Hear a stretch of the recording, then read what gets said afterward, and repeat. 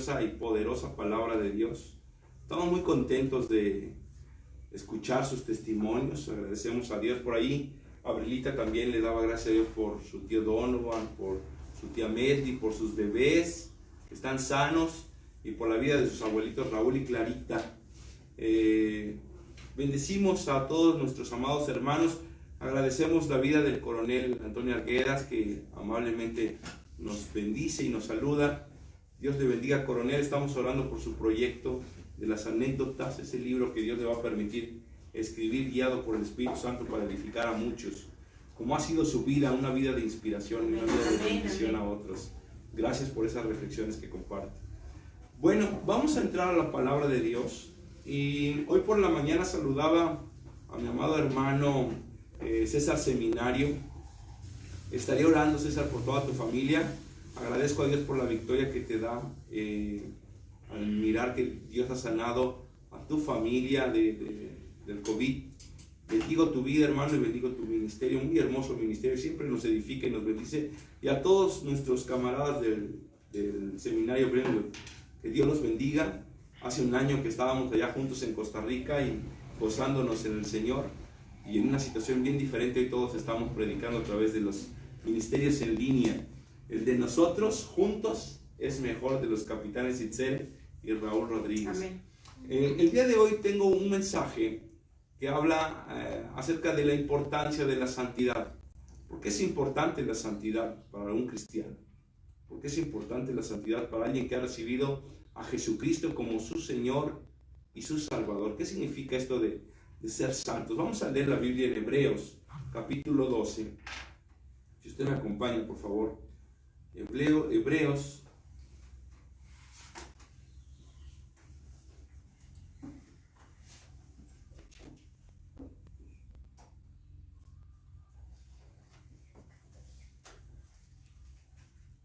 Vamos a leer una porción hasta el versículo 13. Dice, vamos a leer desde el versículo 14. Desde el versículo 14 dice: esfuércense por vivir en paz con todos y procuren llevar una vida santa, porque los que no son santos no verán al Señor. Cuídense unos a otros para que ninguno de ustedes deje de recibir la gracia de Dios. Tengan cuidado de que no brote ninguna raíz venenosa de amargura, la cual los trastorne a ustedes y envenene a muchos. Asegúrense de que ninguno sea inmoral ni profano como Esaú, que cambió sus derechos de primer hijo varón por un simple plato de comida. Ustedes saben que después, cuando quiso recibir la bendición de su padre, fue rechazado. Y era demasiado tarde para arrepentirse, a pesar de que suplicó con lágrimas amargas. Ustedes no se han acercado a una montaña que se pueda tocar, o a un lugar que arde en llamas, un lugar de oscuridad y tinieblas, rodeado por un torbellino, como lo sucedió a los israelitas cuando llegaron al monte Sinaí. Ellos oyeron un imponente toque de trompeta y una voz tan temible que le suplicaron a Dios que dejara de hablar. Retrocedieron tambaleándose bajo el mandato de Dios. Si tan solo un animal toca la montaña, deberá morir apedreado. Incluso Moisés se asustó tanto de lo que vio, que dijo: estoy temblando de miedo. En cambio, ustedes han llegado al monte Sión, a la ciudad del Dios viviente, a la Jerusalén celestial, y a incontables miles de ángeles que se han reunido llenos de gozo. Ustedes han llegado a la congregación de los primogénitos de Dios, cuyos nombres están escritos en el cielo. Ustedes han llegado a Dios mismo, quien es el juez sobre todas las cosas. Ustedes han llegado a los espíritus de los justos que están en el cielo y que ya han sido perfeccionados. Ustedes han llegado a Jesús, el mediador del nuevo pacto entre Dios y la gente. También a la sangre rociada que habla del perdón en lugar de clamar por venganza, como la sangre de Abel. Tengan cuidado de no negarse a escuchar a aquel que habla, pues si el pueblo de Israel no escapó cuando se negó a escuchar a Moisés, el mensajero terrenal, ciertamente nosotros tampoco escaparemos si rechazamos a aquel que nos habla desde el cielo. Cuando Dios habló desde el monte Sinaí, su voz hizo temblar la tierra, pero ahora Él hace otras promesas. Una vez más haré temblar no solo la tierra, sino también los cielos. Eso significa que toda la creación será agitada y removida para que solo permanezcan las cosas inconmovibles. Para que estemos recibiendo un reino inconmovible, seamos agradecidos y agrademos a Dios adorándolo con santo temor y reverencia, porque nuestro Dios es un fuego que todo lo consume. Aleluya. Una poderosa y preciosa palabra. ¿Sabe qué? He notado que normalmente cuando hablamos temas de santidad, la gente se imagina cosas muy diferentes a lo que en realidad es la santidad. Cuando alguien se imagina un santo, la gente piensa una persona con un poder extraordinario, inalcanzable, un ícono, una persona muy famosa, y piensan, es alguien que hizo algo que nadie va a hacer. Pero déjeme decirle que en el concepto de la palabra santo, santo significa apartado de lo malo. Usted y yo somos santos. Hemos sido apartados de lo malo. Y necesitamos andar en santidad, porque sin santidad nadie verá al Señor. Tenemos que ser santos para poder ver a Dios. Pero vamos a ver tres motivos o tres razones importantes por las cuales la santidad tiene trascendencia en nuestras vidas. Veamos, el primero de los motivos, déjeme decirle, el punto número 1 de este mensaje es que somos santos y tenemos que andar en santidad, porque Jesucristo murió para que esto ocurriera. Mire, este mensaje me lo compartió el capitán Balmori y me gustó tanto que yo quise replicarlo con ustedes.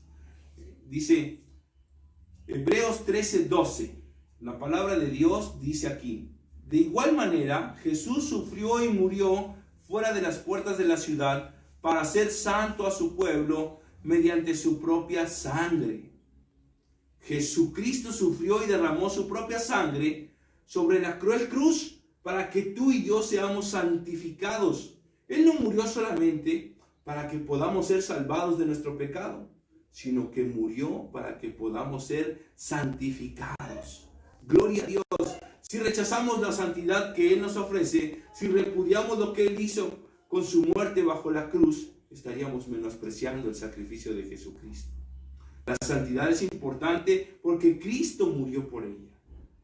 Primera de Tesalonicenses, capítulo 4, versículos 3, nos dice cuál es la voluntad de Dios, es decir, nuestra santificación. Primera de Tesalonicenses 4, 3. Vamos a ver.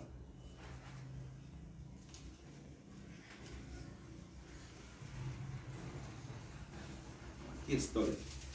Dice la palabra de Dios: la voluntad de Dios es que sean santos, entonces aléjense de todo pecado sexual. Aquí menciona explícitamente el sexual, pero en realidad estamos hablando de todo el pecado. En este proceso, el trabajo de la tercera persona de la Trinidad, que es el Espíritu Santo, es evidente. Sin el Espíritu Santo no podemos reconocer a Jesús como nuestro Dios y no seríamos capaces, ni nos sentiríamos capaces de caminar en santidad. Hasta que estemos llenos del Espíritu Santo y completamente santificados, no somos todo lo que Cristo quiere que seamos. Jesucristo murió por nuestra santificación y esta es la primera razón y la más importante. Hablemos un poco de la llenura del Espíritu. Déjeme decirle que el Espíritu también se simboliza como agua. Cuando si usted fuera un vaso de vidrio y estuviera limpio y lo llenáramos con agua purificada, agua de manantial, de un glaciar, como es ahora la modernidad, la llenáramos y le invitáramos a las personas: ¿quién quiere un vaso con agua? Todo el mundo desearía, sobre todo si hace mucho calor, tomar de esa agua para refrescarse.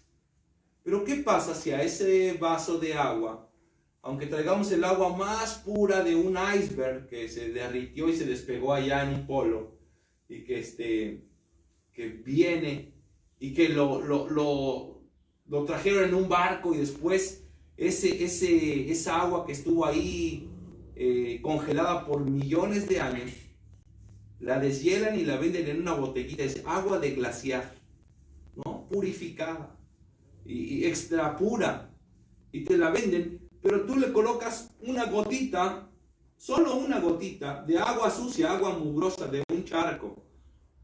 Después de que llovió y toda la banqueta está mojada, está el agua en la calle, tú agarras la gotita de agua y se la viertes a esa botella. Y le preguntas a todos, ¿quién quiere? Dice mi hija, guácala, asco, nadie. ¿Por qué? Es agua purificada de un glaciar, pero tiene una gotita. Tiene una gotita de suciedad, de impureza. Ahí, déjenme decirle, que esa gotita contamina toda el agua. Seamos santos, limpiémonos de la pureza, de la impureza sexual, limpiémonos de la impureza de labios. No hablemos maldición, no prestemos nuestros labios para decir cosas que no son ciertas, que no nos constan. Amado hermano, quitémonos de maldecir a las personas. No murmuremos, no juzguemos. La impureza contamina nuestra vida de santidad. La llenura del Espíritu Santo te redarguye. Cuando tú llenas ese vaso con agua, con un agua pura, estás hablando de que el Espíritu Santo está en ti. Y cualquier persona va a anhelar tomar de esa agua. Va a querer ser lleno, va a querer escuchar tus palabras, porque Él va a ver la frescura de Dios en tu vida. Va a ver esa pureza de Dios en tu vida. Esa santidad en tu vida se refleja. El Espíritu Santo hace que tú camines en santidad y reflejes esa pureza, esa frescura de Dios. Pero guardemos nuestros labios, nuestros pensamientos, nuestro corazón, nuestros ojos, como le decimos a los pequeños, cuidado mis ojitos al mirar, cuidado mis manitas al tocar, porque Dios está en el cielo y a todos nos verá. Si algo de lo que tú miras te lleva a tener un pensamiento impuro, guarda tus ojos. La santidad que refleja tu vida es la santidad por la que murió Jesucristo. El punto número 1 es muy importante. Jesús murió para que tú y yo seamos santos. Vamos a ser santos, santos y andar en santidad. Un santo anda en santidad. Amén. Amén. Entonces seamos santos y andemos en santidad. Vamos a ver el punto número 2. Punto número 2 de este hermoso mensaje. Porque la importancia de la santidad es la naturaleza carnal nos aleja de la santidad. Veamos Romanos 7 y vamos a leer 5 versículos. Romanos 7 del 20 al 24. Romanos capítulo 7 del 20 al 24. Dice la palabra de Dios. Ahora, si hago lo que no quiero hacer, realmente no soy yo el que hace lo que está mal, sino el pecado que vive en mí. He descubierto el siguiente principio de vida, que cuando quiero hacer lo que es correcto, no puedo evitar hacer lo que está mal. Amo la ley de Dios con todo mi corazón, pero hay otro poder dentro de mí que está en guerra con mi mente. Ese poder me esclaviza al pecado, que todavía está dentro de mí. Soy un pobre desgraciado, dice Pablo. ¿Quién me libertará de esta vida dominada por el pecado y la muerte?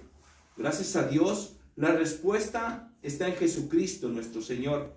Así que, ya ven, en mi mente de verdad quiero obedecer la ley de Dios, pero a causa de mi naturaleza pecaminosa, soy esclavo del pecado. Qué tremenda declaración de Pablo, donde él dice, soy esclavo del pecado. Hay una batalla en mi mente, hay una lucha dentro de mi ser, que yo quiero hacer lo bueno, pero lo malo que no quiero hacer, eso hago. ¿Te ha pasado? A mí también me ha pasado, a todos nos ha pasado. Queremos caminar en santidad, andar en santidad, hacer lo bueno, pero ya cuando nos damos cuenta, estamos actuando de manera diferente. No es en nuestras fuerzas. Déjame decirte que cuando nosotros lo queremos hacer en nuestras fuerzas, el fin de semana estuvimos participando en un seminario para líderes cristianos a nivel internacional con el pastor Oxo Park y todo un grupo de gente bien preparada, bien linda que nos estuvo ministrando. Y algo muy interesante que yo le escuchaba era el testimonio de un pastor de la iglesia bautista, el Redentor aquí en México, y él decía que él, siendo ya pastor de una iglesia y estando pastoreando una iglesia, él quería vivir bajo los lineamientos de la ley, bajo los mandamientos, y él se daba cuenta que no podía cumplirlos, y él decía, me da vergüenza aceptarlo, me voy a esforzar, tal vez me faltó orar más, tal vez me faltó ayunar más, y entonces él se frustraba, vivía una vida frustrada porque él no podía caminar en la santidad, que él pensaba que eso era el caminar en santidad, en vivir bajo la ley, los estatutos de la ley. Y dice el pastor, qué sorpresa fue para mí cuando yo descubrí que Jesucristo abolió la ley y ahora vivimos bajo la gracia. Y bajo la gracia de Dios, en Cristo Jesús yo soy capaz de andar lejos de toda iniquidad por amor a Dios. Y él lo entendió en un estudio bíblico junto con otros pastores de Buenas Nuevas.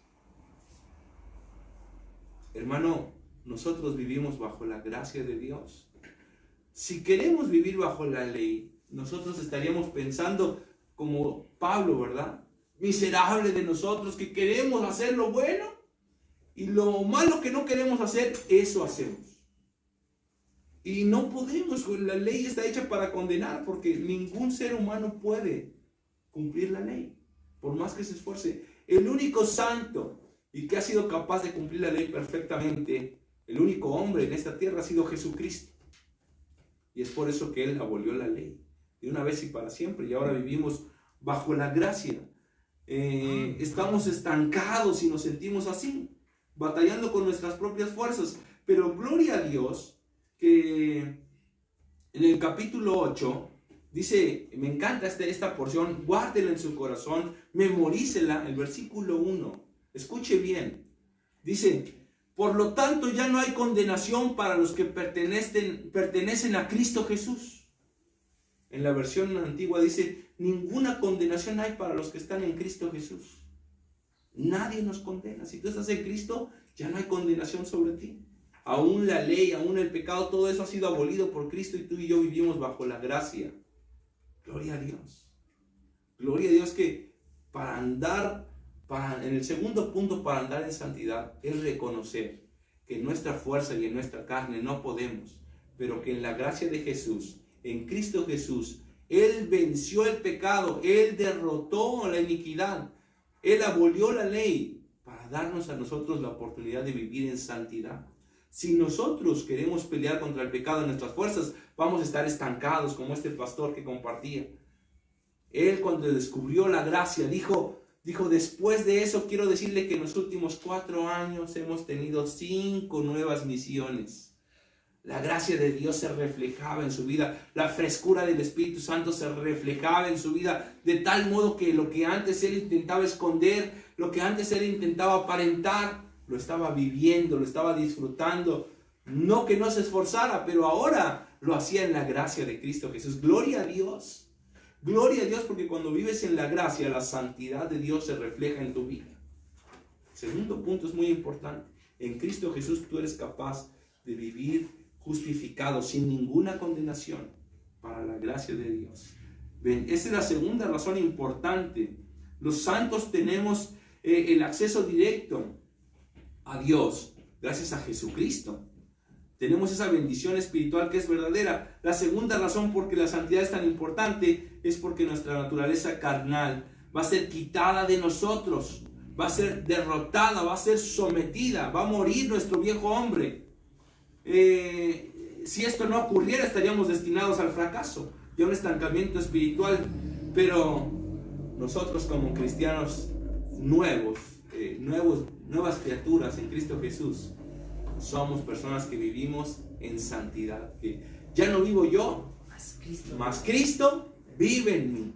Aleluya. Esa es la santidad. Qué importante. La santidad es importante porque quita esa naturaleza de pecado de nuestro corazón. Dará esa frescura. Si usted desea ser santo, no siga haciéndolo con sus propias fuerzas. Recurra a Cristo Jesús y va a experimentar una santidad que elimine el pecado de su vida. Usted ya va a tener el hábito de caminar en santidad, el hábito de bendecir, el hábito de ser íntegro, el hábito de decir la verdad, el hábito de hablar cosas buenas de los demás. Va a tener hábitos de bendición que derroten la carne. Si usted antes se enojaba, ahora va a tener el hábito de meditar, de estar. ¿Sabe qué es maravilloso estar feliz? Es hermoso estar contento, sonriente.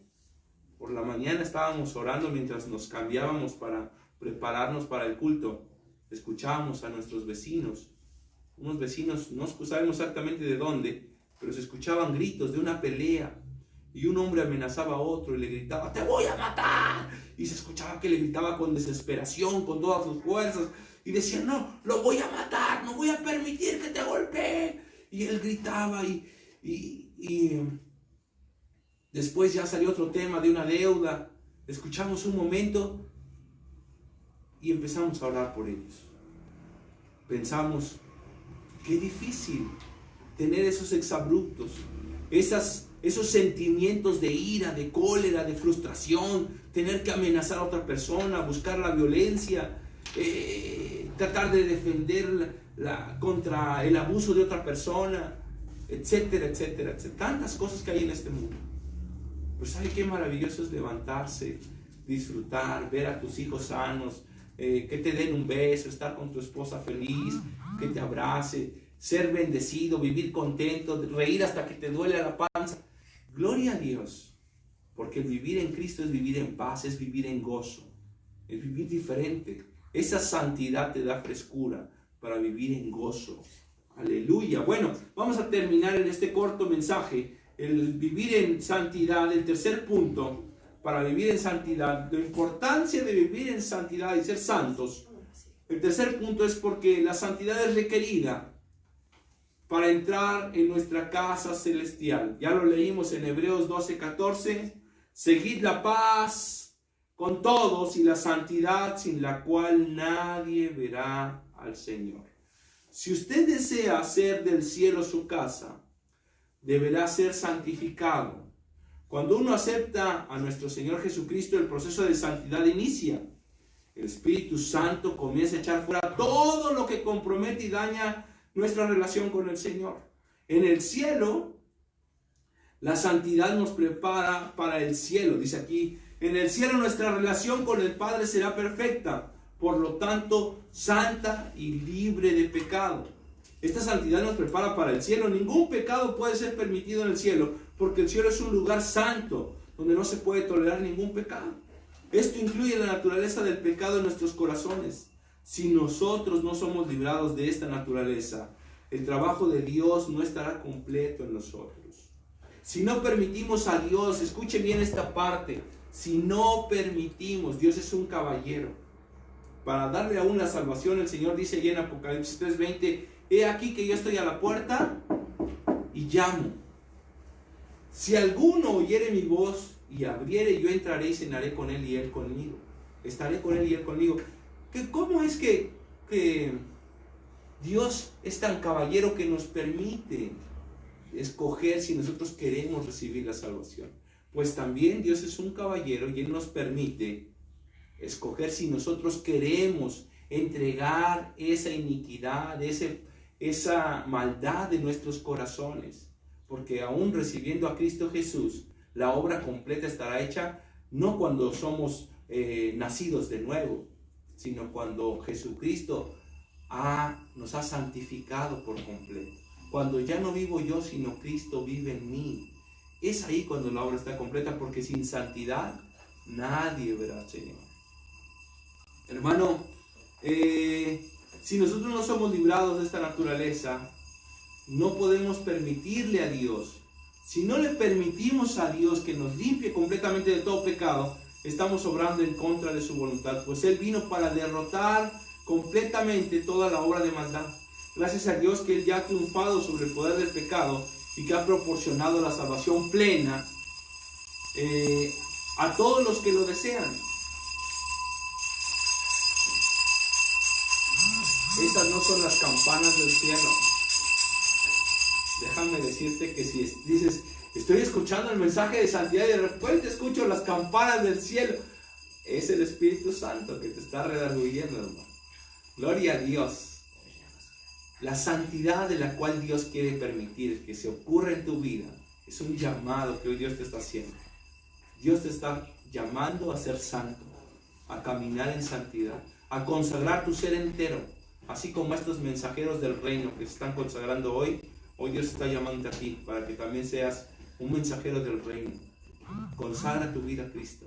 Te invito para que en este momento determines que Dios haga la obra en tu vida. Vamos a orar. Voy a pedir a mi esposa que ella me ayude. Y le invito a usted para que cierre sus ojos.